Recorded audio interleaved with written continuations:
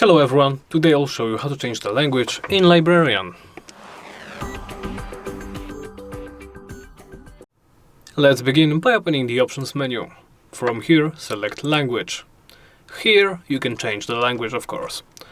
And of course there is English. Then there is, I think that's Cantonese.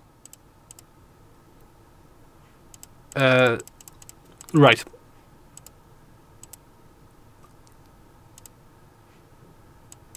No, Chinese and Chinese simplified, that's what I know. That's...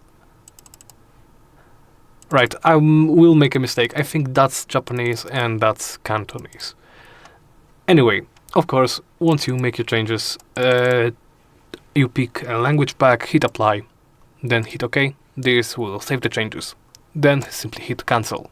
And that's about it. Thank you for watching, and please make sure to like, comment and subscribe.